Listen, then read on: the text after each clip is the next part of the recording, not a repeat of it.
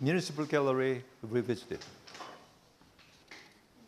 As you see, there are how many stanzas? 8 stanzas, right? And the first stanza is a what? A catalog. The stanza gives the paintings, the names of painting. Yeats show in the gallery. And then the poem focuses on 2 major writers. One is Lady Gregory, and the other is John Synge.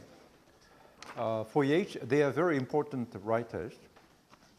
When he received his Nobel Prize and gave a speech, he mentioned 2 writers, right? And he said he will be known because of the friendship with them, or their name will be known because of his name. So actually, John Synge is I think he is a great playwright and a poet. His prose is very beautiful. Right? His prose, at the beginning of semester, we read it. It's prose work, The Aran Islands, and it's not a very thick book, but it's very beautiful, right? Okay, let's go through the poem. The Municipal Gallery Revisited. Around me, the image of 30 years, an ambush, pilgrims at the waterside, casement upon trial, half hidden by the bars, guarded. Okay, what do you see here? Semicolons, right? Semicolons. Each image is divided by semicolons, right? So one semicolon means one painting, right? Right? So around me, the image of 30 years, colon, right? So here he is going to talk about the paintings, the image of 30 years. An ambush. This is about a painting. Another painting, pilgrims at the waterside. Another one. And third one, casement upon trial. Casement is a person, a person name. Casement upon trial, half hidden by the bars. The prison bars, right? By the bars. Guarded. Guarded. Fourth painting, Griffith staring in the historical pride. And another painting, Kevin O'Higgins' countenance that wears a gentle, questioning look that cannot tie the soul, incapable of remorse or rest. And finally, a revolutionary soldier kneeling to be blessed. And the stanza isn't finished. Actually, the sentence isn't finishing, which means he's going to give you another painting. An abbot, stanza 1 is finished with semicolon. What does it mean? The catalog is going on, right? So, an abbot or archbishop with an upraised hand, blasting the tricolor. Tricolor is the what? The national flag of Ireland, tricolor. This is not what I say. This is not the dead island of my youth, but an island the poets have imagined, terrible and gay. And imagine the poets have imagined, terrible and gay. Before a woman's portrait, certainly I stand, beautiful and gentle in a Venetian way. I met her all but 50 years ago for 20 minutes in some studio. This is a portrait of a woman he met, right? And stanza 3, now. He has just gone through all the paintings, and he is remembering his friends. Heart smitten with emotion, I sink down, my heart recovering from cowardice. Wherever I had looked upon my permanent or impermanent images. Augusta Gregory's son, her sister's son, Hugh Lane, only begetter of all these, only begetter of all these, what does it mean?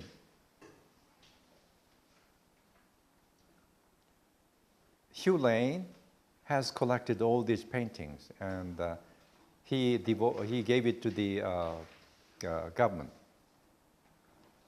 Right? So, only begetter of these, all of these, hazel livery, living and dying, that tale as though some ballad singer had sung it all. Another painting. Mancini's portrait of Augusta Gregory, Mancini, painter, right? A greatest since Rembrandt. So Mancini is, this painting good, look good. Greatest since Rembrandt. Rembrandt, probably the greatest painter. According to John Singh. A great ebullient portrait certainly, but where is the brush that could show anything of all that pride and that humility? And I am in despair that time may bring approved patterns of women or of men, but not that self-same excellence again. Stanza 5. My medieval knees lack health before they bend. My medieval knees lack health before they bend. What does it mean? He's now an old man, right? And medieval knees, what does it mean? Medieval Renaissance, right? Yeats respects Renaissance paintings and courtly love and the way they express themselves, right? My medieval knees lack health before they bend, but in that woman, in that household where honor had lived so long, in that household, what does it mean? Yeats once stayed in his house, a cool house. It's a big house, a very big house. So this represents what? Things that are good, right? Right? In that household where honor had lived so long, all lacking found. Childless, I thought, my children may find here deep-rooted things, but never foresaw its end. And now that end has come, I have not wept. No fox can foul the air, the bassest wept. Stanza 6. An image out of Spenser and common tongue. John Singh, I, and Augusta Gregory thought all that we did, all that we said or sang must come from contact with the soul. From that contact, everything Antioch-like grew strong. What does it mean? What is the meaning of this? John Singh went to the Aran Islands, right? Of course, they say that Yeats had suggested he go there and live with them. And Yeats followed this advice. Singh followed this advice. Actually, John Singh had stayed in Paris, and he wanted to be a great critic. He wanted to be a great critic, writing in French. Probably that must be an impossible dream, anyway. And Yeats suggested that he go to the Aran Islands and live with the people. And he went there, and he observed them, and based on his observations, he wrote great plays. And from the very first play, he was great. He wrote masterpieces there. So the literary works, should come from contact with soil, right? Contact with soil. So must come from contact with the soul. From that contact, everything Antioch-like grew strong. We three alone in modern times had brought everything down to the soul test again. Dream of the noble and the beggar man. Stanza 7. And here is John Singh himself, that rooted man, forgetting human words, a grave, deep face. You that would judge me, do not judge me alone. This book or that, come to this hallowed place, where hallowed place, hallowed this place, hallowed place, this hallowed place, meaning gallery, this gallery, where friends' portraits hang and look thereon. Island's history and their lineaments trace. Think where man's glory most begins and ends, and say, my glory was I had such friends. My glory was the fact that I had those friends. So this is the Yeats' poem about the gallery, and Picasso's poem.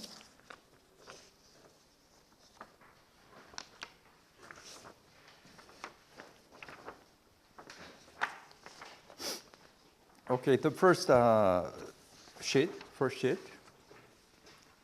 Paris.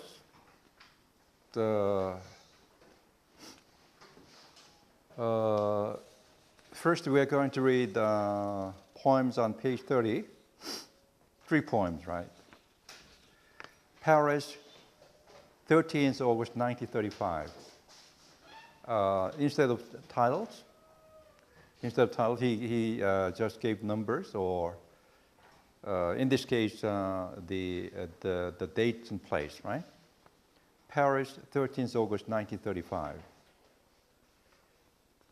Sugar in the street bushes, violet behind shadows, barking at the cat, smell of lilies, roasting coffee, scratching, she rounds her fingers. This is a poem, right? Can you understand? Sugar in the street bushes, sugar in the street brushes, sugar in the street brushes, violet behind shadows, barking at the cat, smell of lilies and roasting coffee, scratching, she runs her fingers. Another poem, 14th August 1935. I will no longer paint the arrow we see in the drop of water, trembling in the morning as the inscribed hour hisses in the wind, swept away by the swing laughing. Written on the train to Dieppe on August 14th, right? This one seems to make some sense, right? I will no longer paint the arrow. You can understand, right? We can understand. I will no longer paint the arrow we see in the drop of water, trembling in the morning, as the inscribed hour hisses in the wind, swept away by the swing laughing. Very interesting one. The next one, 17th August. A cup of coffee courts the aroma everlasting that crops the wing, shaking a harmonium, crusting a timid white flash, as kisses breeze through the window, fill the room with goldfinch words fluttering in the ears, soundless, singing and laughing, crazy trills through his veins. And the next sheet. Paris, 9th August. 9th August. I don't want any more today than just to tame the wolf deep in the goggles of the Eskimo, in the lambkin's eyes, so hard to play, it plays its final card, to straighten out the blade that skews the fountain, to drink its blood and rock it in my clouds. The memory of a July afternoon this summer in the garden where the birds were bathing in the gold dust of time, past when the shadows of this very hour are knives that slit caravage, the latest wrinkle for the unhanged man, the hanged man carrying a ladder broken on his shoulder, swallow that stops an arrow in midair, gives him a first-class burial in the box of raisins bulging with toreros. In the hand that lies across the handkerchief, nailed down with the donkey ears on the points of the rose compass, the owls drop down well to stay asleep forever. Every clock that rings its bells already knows what's up, builds no illusions, crow's foot that shows things up beside the void, cuts down the sorrow's rose of daybreak dawning, star in his hand that flashes its disgust, hides the fingernail inside the cup, a shake of shoulders that awakens silence, spills his color in the spoon and wipes each day out the illusion of his body, little lamb that swims, responds with his side of the wall to that and to the signal that the hand is making. What do you think? Is it poem at all?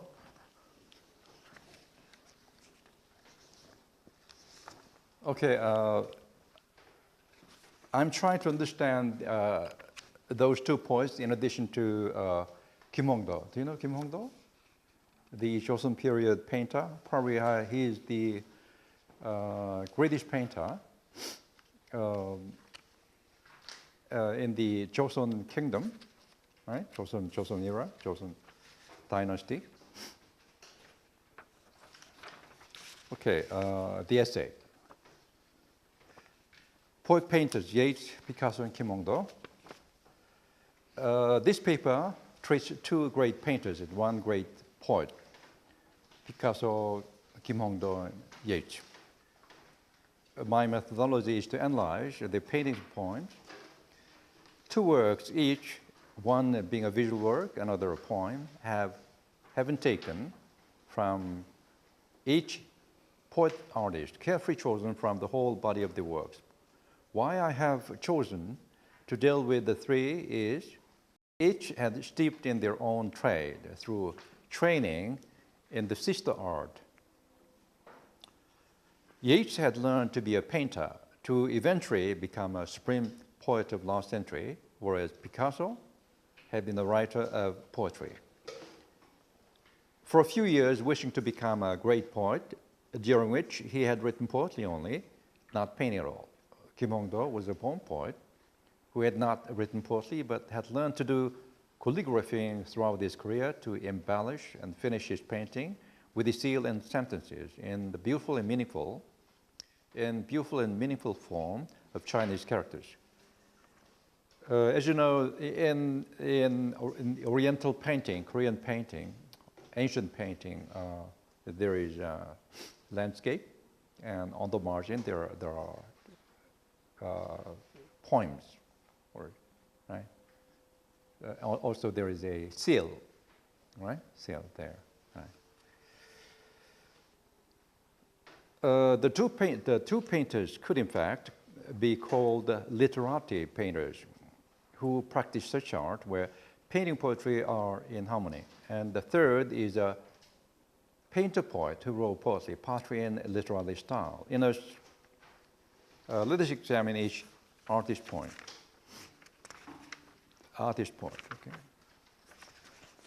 Korea has had a long history of literary painting, giving birth to many literary painters. Kim Hongdo is, for instance, one of the greatest literary scholars. Another is the subject of this paper, Kim Hongdo. He was born to a middle-class family, not royal or noble family, but some may insist that he cannot be grouped in that category because he didn't write poems. Yet, his paintings are inclusive, embracing not only 문인화, but also all kinds of paintings, such as 풍속화, or genre painting, depicting the general public and their life, landscapes, their lives, even chunhwa, or pornographic painting, which also had some educational purpose in the Ri dynasty for young women who were to get married soon. And also, have you seen Chunhwa, done by Kim Hongdo? It's very beautiful, right? And it's artistic, very beautiful, and it's also it has metaphor, right? So beautiful metaphor. What is highly characteristic of all of his paintings is the taste and texture that originate from his personality. Being a born poet, though he left little poetry, with the harsh sensibility as a poet, painter-poet. Though not a poet, he had long trained himself as a calligrapher, well-versed in all types of Chinese characters, which were the alphabet of the Korean language at the time. In Oriental painting, the painter paints and puts signature called nakwan, right? Seal, which is a kind of seal made of stone with his signature sculpted into it in the most strategic point in the space of painting. The space left in the painting is highly critical for an Oriental painting, and the signature sealing is a key point in such plays. And usually a phrase or sentence or a few are added along with the sealing, giving the final finishing touch to the painting.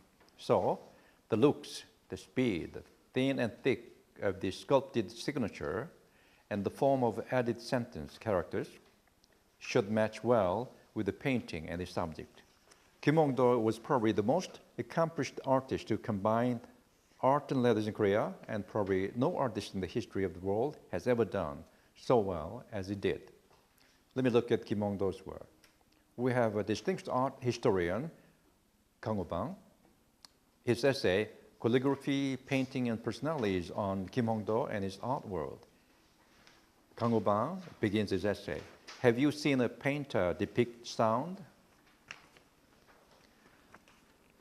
With an autumn night deepening, the trees are shedding leaves from twigs and branches. The sound of the wailing wind, leaving bottomless lonesomeness. Kim Hongdo has swept on the silk the sound of the wind passing through the leaves of trees with quick, half-dry strokes of brush from left to right. It is as if I'm hearkening the dark, sobbing music by Gustav Mahler from the place in the painting with a pale round moon high beyond the hill, shedding dim light over the dark sound passing by here and there. An old man at his desk looking out at the moon, hearkening the autumn sound, has just turned his head at his attendant's news that a visitor has just arrived. The old man must be Kim Hongdo. In his last year, the visitor being the death, he died at age 59 in 1806, 1 year before he finished his painting, which is more than 20 meters long, The Sound of Autumn. Never could a painter, to my knowledge, depict the sound of wind, nor could he laden the lisping wind with his lonely sentiment, but Kim Hongdo. Very few could mix his own personal feeling in the depiction of things. He had been favored by the great king Hongdo as a royal painter near him. The king died mysteriously, who had sought to revolutionize the cultural and political system, but he could not accomplish it. After the king had died, Kim Hongdo suffered from humiliation and poverty for 5 years until he died of an illness. How was it possible for Kim Hongdo to do that? Kang Ho-bang finds that it originated from his noble character, and it had taken a long time for his personality to form. He says that in Kim Hongdo's case, the instrument trained his mind and talent in art was calligraphy, and to which I agree in part. More important than that, to me, is the fact that he was born with much talent, or rather the greatest painter that Korea has ever had. How could a single painter do all kinds of things to the highest degree of perfection, regardless whether he is a Western or Eastern artist? If he has a true eye for true art, he will marvel at the words, all kinds of painting by Kim Hongdo. To return to Kang Ho-bang's theory, he says that there has been a theory both in China and Korea that calligraphy and painting are the same. This was particularly emphasized by Chinese Zhou Mengbu, and became the base of literary painting. He was a great calligrapher, good at all kinds of traditional calligraphy, writing his own style. The Songsolche that was dominant in Korea is in fact his style. Literary scholars always practiced writing, and the depth of his personality, learning, and thought was reflected in their characters written. At the same time, they made every effort to set up the right way of their own writing and practice it. They believe that the principle of writing characters is applied to that of painting, and that painting is that which grows out of writing characters. The literary mood turned out to be transferred to the literary painting. Kang Ho-bang further says that Kim Hongdo's way of writing originated from Zhou Mengbu. He theorized that Kim Hongdo's painting is the result of his calligraphy, as the painter is in fact a master calligraphy, well-versed in all kinds of calligraphy. Kang thinks all of his paintings, from the first work to the last, Kim Hongdo showed the principle of writing while painting. Furthermore, the most important rule was to use the middle of the brush. In Korea and China, the brush for painting and writing was the same, in fact. That is, the sharp tip of brush is the central point, and when moving it, must be located in the center of a stroke all the time. This way of brush stroke gives the sense of weight and volume as well as vitality. Also, when using the brush this way, the calligrapher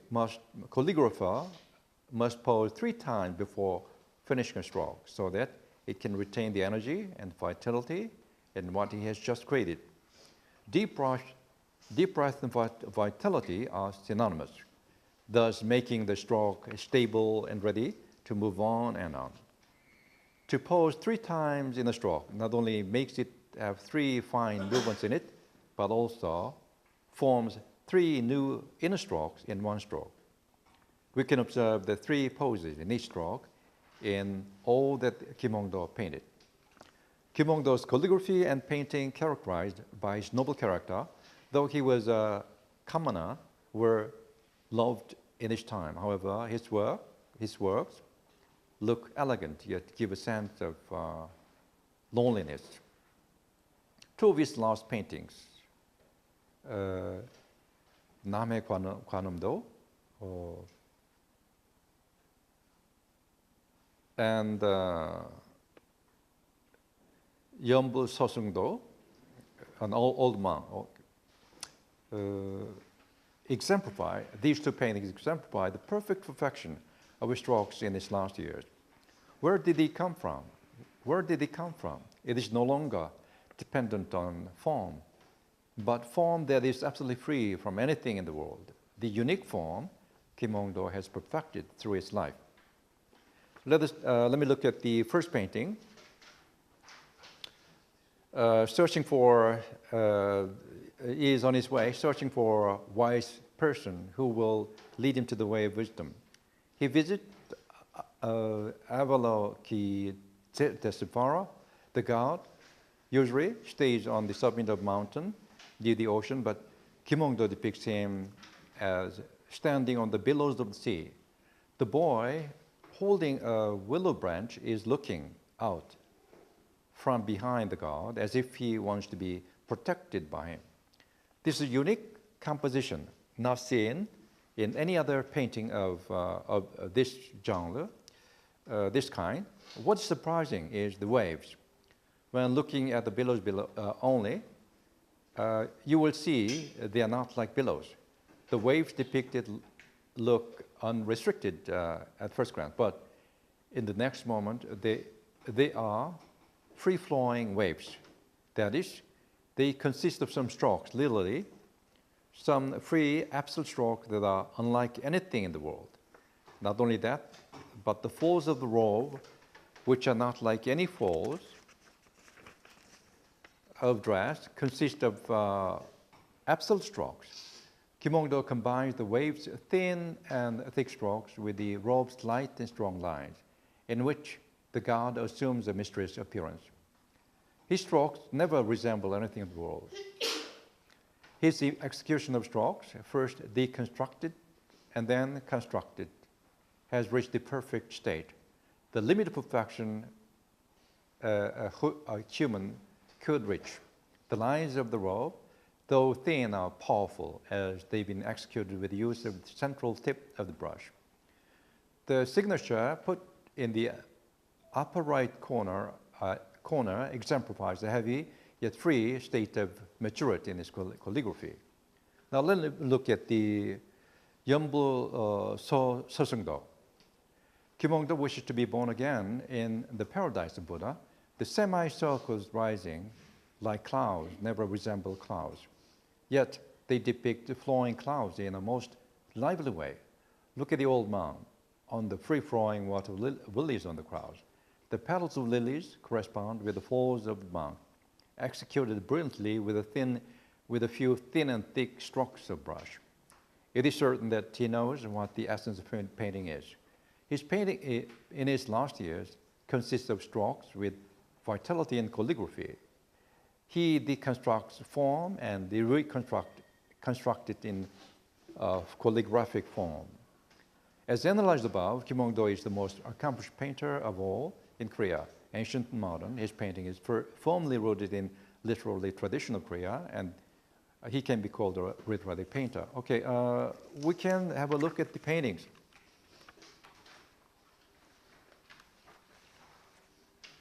Okay, page 265. Okay, first, page 266.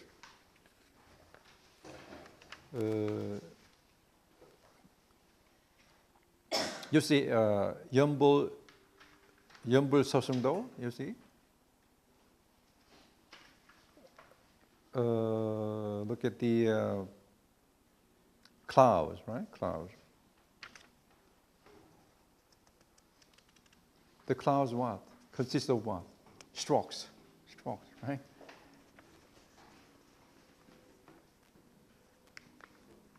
And also plate 2, page 265, plate.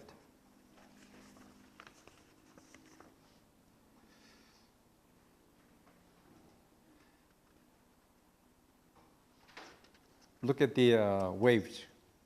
How do they look? This kind of letters, right?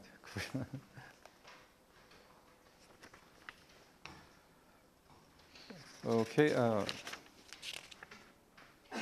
page 258, section 2, Picasso. Let's go to Picasso. Picasso as a literary painting sounds unreasonable to the readers who have no knowledge of his poetry. That he could create such great art was in part the result of his literary genius deep-rooted in him. It was such a great find for me. I was roaming around in the Harvard Square near the Harvard University in Massachusetts years ago and happened to drop by one of his bookstores. To my surprise, I noticed a book of poetry, and it was by Pablo Picasso. It was a thick book. I was astounded by the poetry in it. It is the best poetry that none could write, or which none has written so far in the history of the world. The short, long poems in prose continue on and on. Each line is brilliant, blinding any eye that could penetrate the surface of the poem. But it demands constant concentration to understand and appreciate it. I can enjoy picking up a poem here and there, here and another there.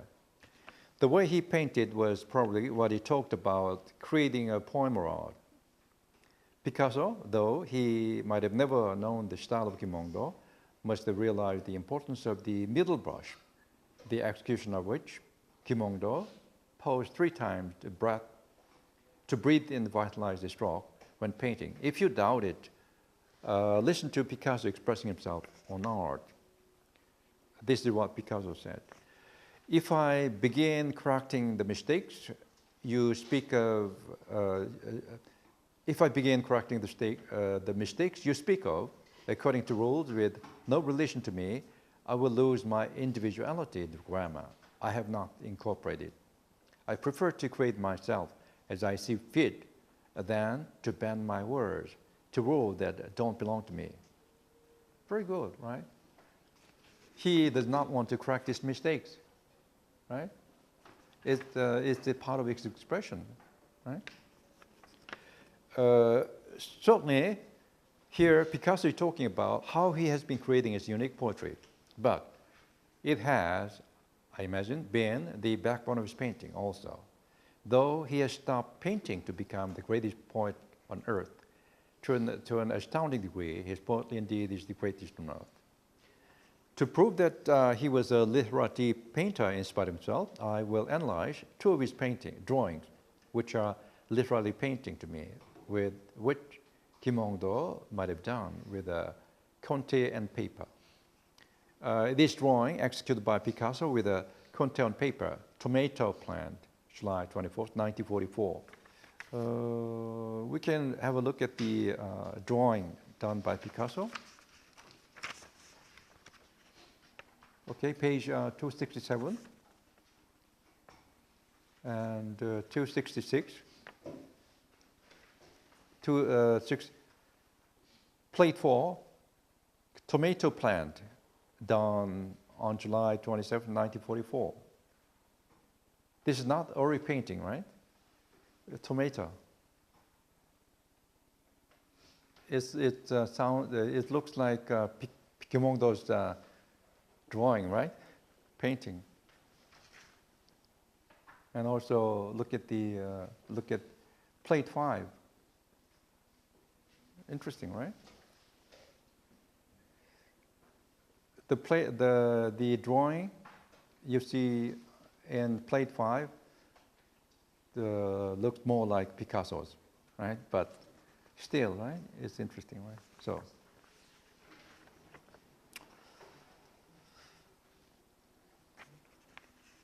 Okay, page 259. Certainly here, Picasso is talking about how he's been creating his unique poetry, but okay, next paragraph. To prove that he was a literary painter in spite of himself, I will analyze two of his drawings, which are literary painting to me, which Hongdo might have done with a Conte paper. It is drawing, executed by Picasso with a Conte paper.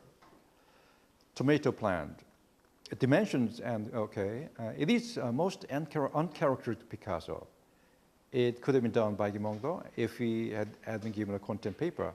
In the depiction of tomato leaves, each of them, the pencil pauses 3 times to take a breath, giving it vitality as in Hongdo. The difference is Hongdo's strokes no longer resemble things in nature, but just strokes of characters, whereas Picasso here, in this tomato drawing, makes leaves resemble tomato leaves. Despite the difference, the way to do the strokes are much alike. In another drawing, tomato plant, the same tomato plant as the above. Okay, Picasso transformed leaves and tomatoes a bit removed from reality, using triangles and things like that. The leaves turn into triangles, the stalks straight lines, connected here and there, and the tomatoes round circles, but with roughly 3 sides, meaning that it has poured 3 times. As seen above, Picasso was a pioneer painter who led Cubism, in which things depicted are no longer the familiar forms we see in nature. As Hongdo did, Picasso developed strokes in the form of cubic forms, replacing things for cube. Picasso even tried calligraphic painting on ceramics. If Picasso and Hongdo, they could be greatest colleagues collaborating. If Picasso met Hongdo, they could be great colleagues collaborating. Okay, section 3. Yeats had been a painter, and later on, he painted poetry. Later on, he painted poetry with words. Before he became a poet painter, he had been a painter. I want to point out a drawing by Yeats in 1879. Look at plate 6 and 7. In the drawing of a church by Yeats, he need to heed the strokes of pencil. In the foreground are 4 trees, 3 in the middle and 1 on the right. The 3 trees are in the middle, slant to the right, expressing the movement of wind, either now blowing or blowing in winter, that has made them slant that way. On the right, the tall tree is expressed with a rhythmical hatching of quick strokes with repetitions of 3 inner poses. As in Kim Hongdo's painting, the trees are not representational. They are replaced by non-representational strokes. In the background, beyond the church and the village is a mountain expressed in the same way with strokes of hatching. And beyond the mountain is long trace of hatched lines, half raised in the sky, which corresponds with the parallel line hatched from left to right below the trees. The hill and the field beyond the foreground bank are broad and clear as the sky is. If you pay particular attention to the mountain, the left slope is left erased and not completed with the line, which means that there had been another mountain on the left of the current mountain. But without what had been there, to the left of the mountain, everything falls in place and could breathe well with enough space in the picture. I wonder if he did erase it, or if his father, who was a painter, gave him advice to do it. On the basis of his practice of writing poetry, it must be Yeats that made the drawing that way. If you look at painting, you can probably you'll follow me. You can follow me. To support this practice of Yeats, look at another drawing, plate 6. This time, Yeats made the whole picture darker by light hatching.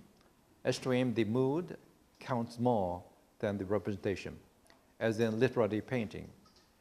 Yeats is a poet of mood. Sometimes he poetry sounds like an abstract painting.